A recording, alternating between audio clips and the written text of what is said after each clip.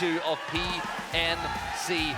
Minas Generales obviously got a little bit of an update now. Some teams love playing on top of that Hollywood sign overlooking the rest of the lobby. But this flight path, you've not quite seen it at home just yet, but I think it's a little bit more friendly for most of the drop spots than what we had in game number 1, but not too much.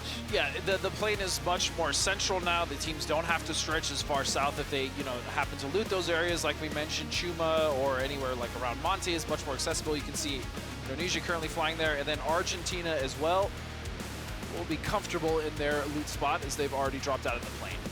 Yeah, and Emmy, of course, one of the stars that last game, but let's not take anything away. That C4 play, getting rid of Vietnam. Draft, a hero. They don't win that game if they don't make that play. No, because they can't viably get to Vietnam without not only getting shredded by Vietnam, but also just getting shredded by the team of Thailand. And that C4 is that the pressure that it put on the players from Vietnam to get out is what was able to get them that much closer to winning that game. Yeah, so moving into this one, all the teams are now out of the plane. Germany once more extending their drop to Puerto Paraiso. No real shoots of a hot drop at this point, but Australia, they're near the center of the flight path. They always like to take this power grid drop. And we're going to go to the very opposite side. So we're going west this time. Indonesia, center of the circle. And this is a topic that I love talking about. Some teams drop places like that because they want to play from the outside in. What do they do when they get this? Well, it goes back to the conversation we were talking about in the previous game. When you're that team that's gifted center circle in the first phase, sometimes that can be more of a curse than a blessing, as we are about to head to yet another wonderful interview. สวัสดีครับผมฟุกกี้ภัสกรกิจฉลองครับมาจากทีมชาติไทยครับรู้สึกภูมิใจแล้วครับที่ได้กลับมารับใช้ชาติอีกครั้งครับเป็นทีมชาติครั้งที่2ของผมนะครับ PNC ปีที่แล้วมีจุดพลาดหลายจุดครับมันมีสิ่งที่เราทำได้ดีกว่านี้ครับปีนี้เราฝึกฝนที่จะทำแผนวิธีการเล่นให้ดีกว่าปีที่แล้วครับเพื่อที่จะคว้าแชมป์ในปีนี้ครับก็พวกเราได้ทำการบ้านเรื่องวิธีการเล่นของทีมเกาหลีครับเราก็พร้อมรับมือแน่นอนครับปีนี้อยากจะไปให้สูงกว่านี้ครับพวกผมจะพยายามเอาแชมป์มาฝากนะครับ Big words from Fluky there, but I got a bit distracted at the amount of times he tried to reload that Dragonov during the case of that interview. It just got me going a little bit. But yeah, Thailand, they got into the top 2 there with I think they'll be disappointed they lost that game, but when they look back, they'll have to give credit to how bold Argentina were when they got that win. But we were speaking about Indonesia before it. I just want to make that point where sometimes when a team like that gets center circle, they spend too much time looting. Well, we've got loads of time. Really, the best teams in the world, when they get center circle, they still do their 1 or 2 minute loot phase, and then they are out of there. They go, this is the compound we want. This is the 2-2 positions that we want to play in. In particular as well, I want to talk about Argentina to the south. They have a great spot in this zone, and they've got their pick of these 2 mountains on either side of the valley, from Valle del Mar to Monte Nuevo. Yeah, but this is where the difficulty in that decision-making comes in.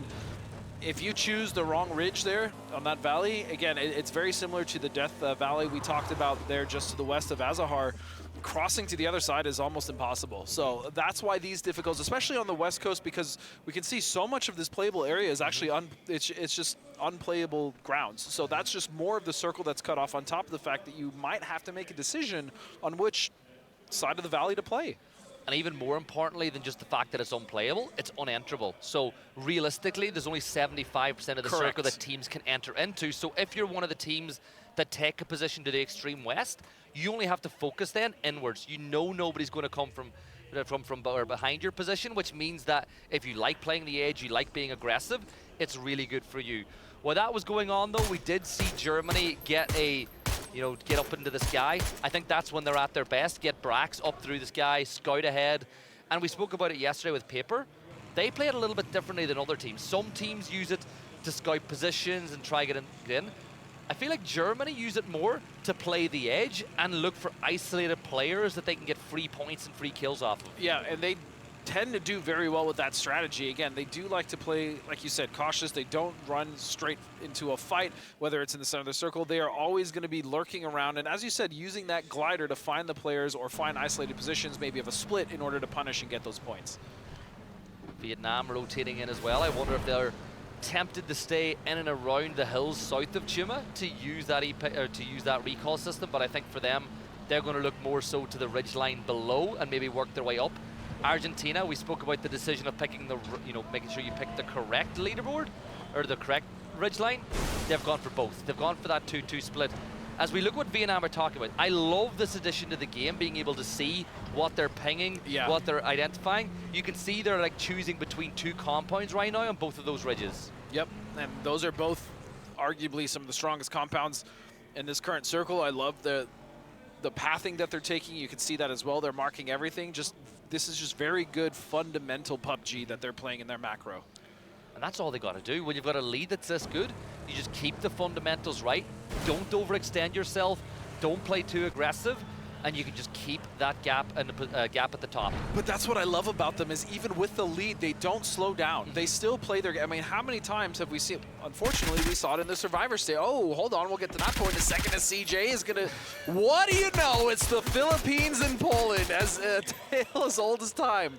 They both went out for food in the same restaurant. Maybe someone said something as tantrum. Oh my goodness! Look at how quickly he deleted Marsalek. That was in the blink of an eye. Now, there's one thing for Poland, right, that they tend to do, and I really hope they don't do it.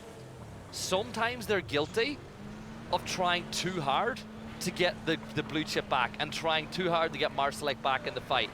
If I'm Philippines and I know that, I'm going to stay in this position and I'm going to wait because Poland will probably think about going back at some point to try to get Marsalek back. That's fair. I mean, at this point, though, Poland, they kind of have to. They need more than two players here. They need to have a big impact on every one of these games. Their time to catch up is slowly running out. They still have, of course, today and tomorrow, but every time they run into the Philippines, every time they lose one or two members, that's less points they're going to be getting later in the mid to late game.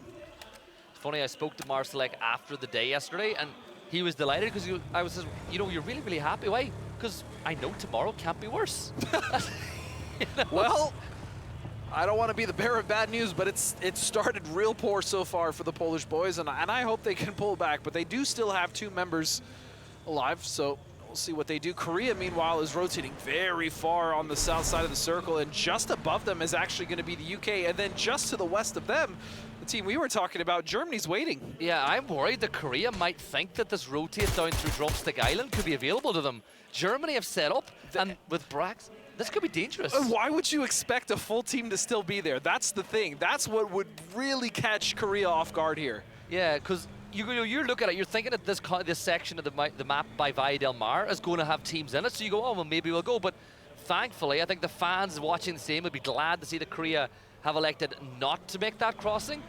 Although it looks like they're scouting it out just a little bit. Oh, no, Sol just flipped his vehicle. Hey, it happens to the best of us. The Murado on Miramar, the terrain with how long and low that vehicle is, that's a common sight. So it happens, see, it happens to everyone. So if it just happened to you in your pub game, don't worry. Sol, he's one of the best players in the world. He just did it. I love it, right? When that vehicle was to Miramar, I was like, right, we're going to make the fastest car in the game. At the time, yeah, it was the fastest car. That loves to flip if you turn quickly or go on bad terrain. And we're going to put it on the bumpiest map. Yeah, we're going to put it on Miramar. Oh, goodness. Imagine what this thing would be like on Erangel. It'd be a ton of fun. But Germany, they've set up that bridge camp. I think Mika, he'll have a look to make sure nobody's on the other side. We have the benefit of knowing it's completely safe as you make your way over. And at this point, Germany and Korea are the only teams that aren't inside the circle. Yeah, and you can see now Germany, though, they do have that bridge. And I imagine they're going to see Korea rotating past them on the east, especially with the position they've held. And they've opted to not even go into, they're still scouting it. They still think that someone might be in Valle del Mar. Yeah, and look, you know they're hyper cautious. This is the way that they play, so at some point they'll go over. Our observer is saying, hey, they could zip line across.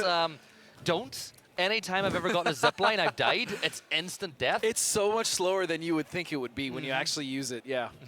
But look at this. Denmark are trying to time the C pickup perfectly with the zone closing, right? They're over by Power Grid. They're thinking this circle's going to be packed. There's so much unplayable ground to the west. Our safest bet might be the E pickup. So watch for the zone popping, because if it shifts towards them, they're going to stay put. But if it goes away, they're taken to the skies. You can see the circle. What is it going to do? What funkiness will we see? And it's going to be all the way down south. And Korea, the team that was rotating in outside of the circle now, could be arguably the biggest beneficiaries of this shift. And Korea have sent, I think, nobody's taken the E-pickup. They think the driving down by Picaro is their best way into the circle. Brax now with that shift is going to take to the sky once more to see where Germany can play. But look at the rat race now. Poland, Germany, Korea, and you've got Philippines, Thailand, Denmark, all moving as quick as they possibly can to get inside this circle.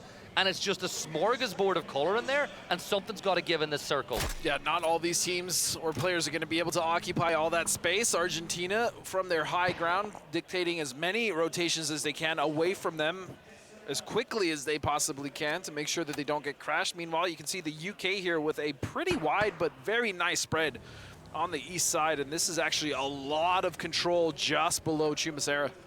Yeah, and you can see now that they're looking towards Korea. Algin bots as Philippines and Paul Cappy. No! Oh my No, goodness! no. Right, I want to see his POV of this one because this is just cruel as Algin bots picks up. And Cappy, he knows he's dead there. He knows the second that car starts flipping, there's nothing he can do. Oh my goodness, just the absolute just state of Poland right now and what they're having to deal with. You can see Masters now, the last one alive with nowhere to go, stuck in between a rock and a hard place. Surely he's not long for this world. Poland were driving north. Were they going for Marseille's blue tag? I think they were trying. Yep, I think they wanted those chips. And Philippines know it. Remember what I said from the VOD review? You're not wrong. You called it. They stayed in that position because they knew this was going to happen. Poland have been eliminated now. Marseille was saying things couldn't get worse. Well, 1 point after 2 games, they'll definitely need to turn things around. But Philippines, again, just so good at winning fights. Now, their biggest problem's been third parties. Like, they find themselves on the wrong side. But look at the pocket of space now that they're rotating into. Yeah, they have a lot of space to work with on the west side. Now, again, they are going to have to, at some point, cross that ravine or valley. But for the time being, they're in a good position to at least scout ahead and see what they want to do. They actually might run into one of the members of Germany. Breaks is actually moved. Oh, no, he's flying. Yeah. He's fine. He's just going around telling the team, you know, we got players here. Yep. This compound's free. You could have a team rotating from this section of the map. This is just Ascend 101, right? This is what the players from this team do. He's going to seat swap from time to time, maybe put some pressure onto some teams below and catch out their rotate. But I'm looking at Zerath. He's creeping up the hill to Vietnam, which is usually, usually it's Delwyn that is creeping up the hill to someone else. But Cal from the Philippines, he spots out Thailand. And I think that maybe, just me, this is the section map, right? Kiss can pull in here. Think about what his next step is. He's done them. Look, he's done them. 2 players from Philippines got off on foot, expecting him to go around that side. And he's 180, and he's going to go way back up to the rest of the team to the north. Yeah, the rest of his team not close enough, though, unfortunately, to get anything off this, maybe find a knock or two. But again, the way that Germany just took so much space because of the information that they have is just fantastic. Mike is going to find Zolozi, but the trade will come from Himas. And that knock is so big for Vietnam. It allows them to safely go for the Reds because they know Germany are going to do the exact same. And that is why Vietnam are so good. Now, the circle shifted, and it's gone in favor of Brazil, Denmark, Korea, and the UK. Now, Gustav, he's going to join the rest of his team. But watch for Denmark cresting the hill directly towards where that Brazil split is being held. And we also have 2 pickups actually coming in. It's going to be Australia and China that we're able to find pickups, so they'll be flying into the circle, I would imagine, somewhere to the southeast of Chumacera. It's a large city, can accommodate at least a couple teams, as we can see Germany now backing off of this fight. Yeah, that knock. That's what I mean. You get, like, if they didn't get Vietnam didn't get that second or that knock onto Germany. The trade, yeah. It's a completely different story at that point. Australia, they're going to be the very, very last point they can get off that pickup. They're going to. And have they spotted a vehicle? Is there or are they just going to go in and foot? Yeah, I think this combo is just about inside. Yeah, they're going south, but the problem now is Brazil can see that. Brazil is just going to try to gatekeep them on the south side. That is a very difficult uphill battle to fight when you are Australia in that position currently, especially when you're just barely in. And then you also have Germany on your west side. Yeah, this is going to be a battle for Australia for sure. Yeah, the only thing that could work in Australia's favor is if Brazil and taking the Teddy. He'll get that knock on the Capitan, and that's Argentina losing 1 on the rotate. But back on that point, like if Brazil and Australia get into a long fight, Denmark are 100% going to get involved in that one to clear their southern border. And probably it's possible Germany, well actually no, not Germany, they're set in their way, but look at, so China has opted to go for Chubasera, but look at all the tracers. The entire server is shooting at China, and BB will find a little ghost. Ming very low as well. Oh, he's going to get there. Oh, just barely. He gets inside. But China, look, Leo is just going insane again, this time with a P90 in his hands as his farewell tour is looking like a fun trick. He gets the nade out, but Mao Rush will get that knock onto him. And Chinese Taipei, they're up to 2 kills now, and Simoy too far away to do anything. And Chinese Taipei pick up another couple of kills on the edge of the circle as Vietnam extend their way to the northern side of the circle. Yeah, and they're just sending it dead center. They found the gap in between USA split, and they're actually going to make it just to the warehouse right next to Norway, which is prime real estate right now. So what a crazy good rotation from Vietnam. And there was no way for them to really know what's going on over there. You can see they're still trying to find position as we now see Zerath is going to get entangled with the Philippines. The trade goes back and forth. Yeah, Philippines just flexing again, but Germany managed to find that trade as I think Brazil stole that kill away. Looking over in this distance, Mikhail will look to pick up Algen bots as they get 10 triple fall. Yeah, and Korea get that circle shift once more. And there's a lot of teams in brilliant compounds, but the problem is there's so many teams alive on the edge of the circle that they're going to get so much pressure coming their way. Look at Brazil, look at UK and China. All these teams are in heavy traffic sections of the circle, and normally you don't get into situations like this. No, not at all. And you can actually even see USA is just like, you know what, we're getting off the edge. They actually had Purdy Curdy go up and find a forward position in this one shack, and they're going to send it there. Now, they will be okay for now, but it's the issue is the UK above them. It's a huge threat and a big stopping point for them to even get to that position. Alo might fall, but no, Kurt's going to shoot him off. Yeah, that's a great shot from Kurt. It's not a knock, but the shot puts the UK back into cover. It takes the attention away from Alo, and it allows you to pick up and get it.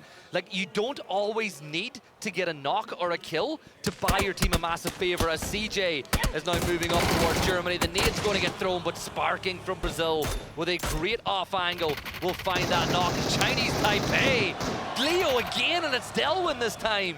I love the way that they are playing this edge. They are taking their time, and they are finding the most inopportune moments for the other teams rotating away from them to strike. And so far today, you can tell that they have a strategy, and they are enacting it beautifully. This is the second game in a row they've been able to do this. So much better from Chinese Taipei, especially from an entertainment factor, as Seoul will tag Tanvu's Vietnam now really struggling inside the circle. Mao Rush will get his kill confirmed, but we have, you know, Korea, USA, Vietnam, UK, all not too far away as Monte with a big nade as they look to breach onto Brazil. Okay, and this is the fight we were worried about for Australia. They managed to actually make it all the way up this hill. Impressive to say the least. James will find a member of Taipei. It's going to be Mao Rush. He's going to get that confirmation as well, but back to the fight. Brazil with only 3 members left. You can see Australia playing for trades on the right side of this compound, and Brazil have retreated. Yeah, 3 players up with no real opportunity to get back to a 4, and Australia, led by Tig, who is IGLing, will look to secure this compound. On the other side of the circle, James gets a great knock onto Xavier as Posted just smokes his way back towards Sparking.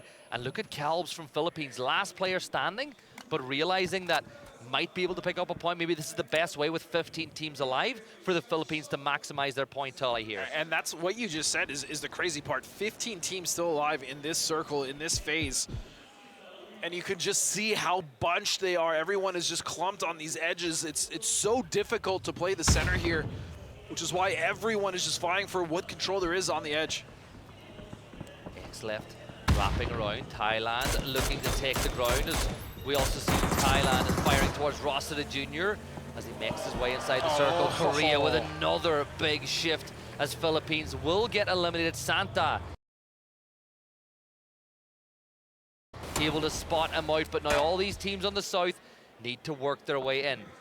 I love this clip, this scene. You've got UK, Vietnam, USA, Argentina, and Korea all in that one frame. and none of them can really do anything about any of the other teams because of that terrain. And this is the other thing, Vietnam, whenever they do lose a member or two, they're able to find these just really awkward spots, like right below UK that's on a road that's on the face of a cliff that just can't be shot by from anywhere else. They're so good at salvaging the games, finding spots where they can be protected by other teams. Yeah, T-Bone got that kill, but now Brazil sparking is going to fall as Australia looking really good in this fight with Brazil. Luke will drop down to 47 HP now. Santa up on top of the roof will tag Flood, but only 18 damage is there to be found. On the other side of the circle, Ketter from Denmark. He's putting the pressure on, and Jacob will fall at the hands of Vexen. It's a race to steal that point, but Vex will get another point from Team UK, currently sat in 13th place. But look at how much more coordinated and clean this is from Australia. We didn't see this at all yesterday. No, we did not. And the problem, though, for this is it's taking too long to get rid of this last member of Brazil. You can see Dofi from Denmark. In fact, Denmark's position is fantastic, the way they play this edge. They were kind of looking to see if they could third-party this fight, but finally Australia has gotten rid of Brazil, which means that they can start to make their trek up towards the circle. Yeah, and the next shift I think is going to be vital for the circle with the stepstones the way they are. Germany pushing up now towards Korea as Seoul gets within throwable distance, and he's been so good.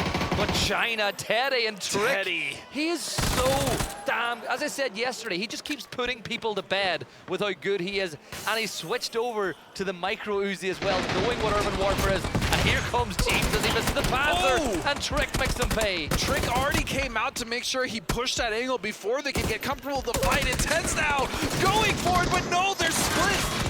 And their angles are so good to stop this push. Setsuna will get the gas can explosion. Oh, That'll the nade! wipe out The James, nade! and boom! Perfect nade there, as that is going to be the end of Norway on this map. 9 teams left alive now as Australia push into the circle. And this is mental, because again, Argentina in no rush to move. USA, they're not leaving the ridge. Vietnam are not going anywhere. UK aren't going anywhere anytime soon. So really, Denmark and Australia is the most likely natural fight to happen next, unless the circle does something crazy. If this goes south and Argentina, USA, Vietnam, UK are somewhat displaced, this could be curtains. Yeah, the big issue as well, you can see why there's so much space in between. It's so open, there's not much cover there. And more importantly, the UK actually have devastating sight lines, and what a circle for them as this shift will favor their ridgeline, and you can see the amount of control that they have. This is a really good opportunity for Team UK to kickstart their grand finals weekend. Australia, 4 kills on the board for them. On the south side of the circle, they seem to have a pretty good idea that Denmark are not too far away. I think Germany's natural push is in towards Korea, but it's really hard, especially when you're on the low ground. You can see that Mika's got a bunch of nades that he can use, but he's just creeping and crawling. Korea it's Salute. Salute's the player that has to be the first warning bell for Korea if Germany push up over. And what I will say is Salute has been phenomenal for Korea. His sprays, I mean, we saw with the barrel, he was just deleting people in that last game. We'll see if he can actually get something more off this against Germany, and I'm sure with that off-angle position, he probably can actually. Chris is starting to push up here. You can see the utility coming out, but this off-angle from Salute is just so damn strong. Yeah, but he doesn't have the angle on them just yet. That nade, it blows up the door, which means that Sol, when he peeks, he'll not have the ability to bait some shots away with the barrel of his gun. But here's the push. Shrimsy looking to repel Argentina on the other side of the circle, off the back of their last win. Australia making a send into this direction as well, as we got 3 teams dancing on the southwest of the circle. Vex gets some damage on as well, but Chris gets the knock on to Salute. Your safety blanket is gone. That was supposed to be their anchor, their safety, as you said. And now the 3 just sitting in the compound have to kind of just hunker down. There's really, I say that, and of course, Raining is going to go out looking for more. This is a risky situation here for Korea. Yeah, Vietnam just staying out of trouble while all this is going on. They're on 96 points as they enter the placements now. Gumin with the nade, one thrown his way, chases that nade, but the molly will force him back a little bit more, but it also reduces the angles that Brexco can push from. Raining stepping out, taking the fight. Australia really locked in on what's going to happen between these two teams. And yeah, Gumin gets the angle, but somehow won't find the knock, but the extra cover is here. Here's the rest of the team.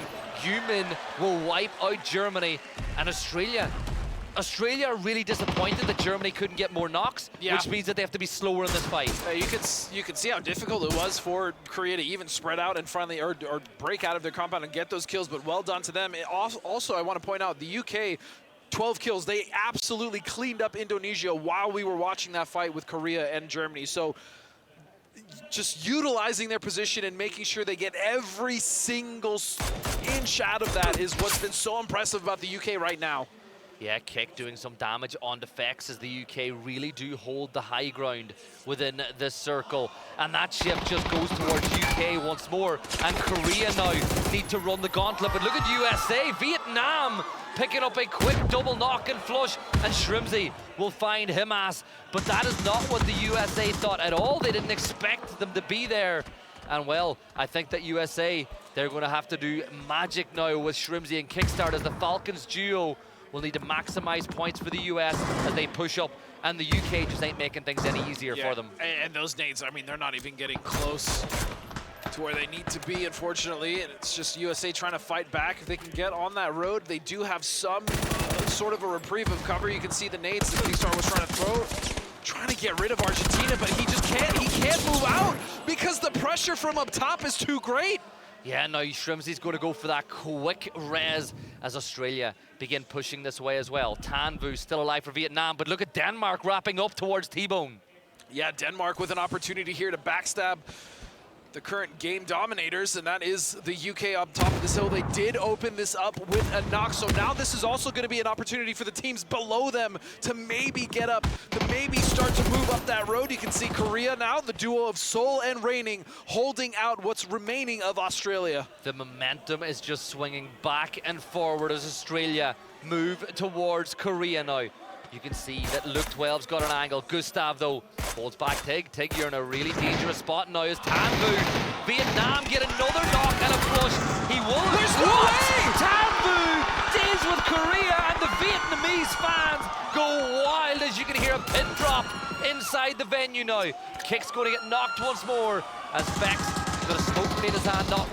Not sure how much good that'll do, because they got to worry about Denmark. But Doffy has moved back. Denmark now bringing the fight to Monty and Luke 12. How is Vietnam just getting away with this game after game? The salvages are just absolutely incredible from every single member. And the nade, he gets them again! Oh More my. points for Vietnam! And it might not be done yet. Tiggleton is pushing this way. Is another player going to fall at the hands of Vietnam? Tan Vu with a smoke. He's got the angle. He gets another one. He deals even more damage, and he gets another kill. It's 4 for Tan Vu, and Tiggleton is the next target. Tig is in the blue. Tan Vu will swing wide, and he gets another.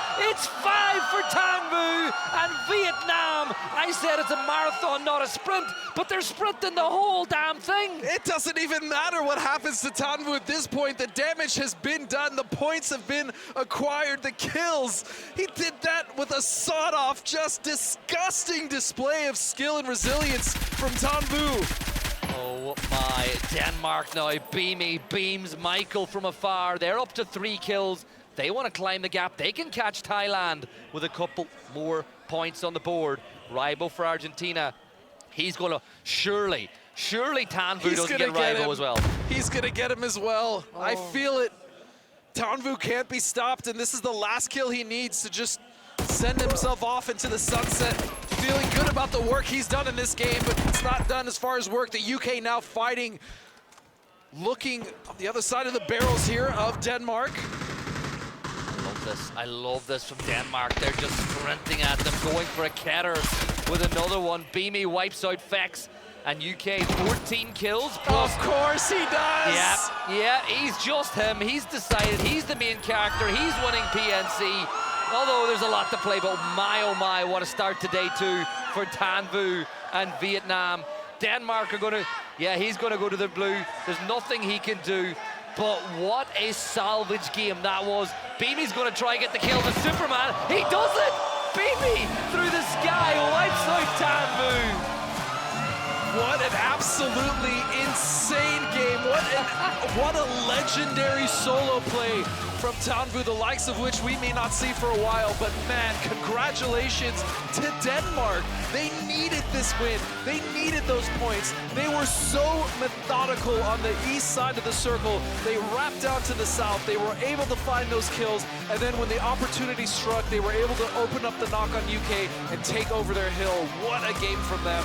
And if they want to make a push to get into that top 4 and maybe even close that gap to the two teams at the top, they need to keep playing like that.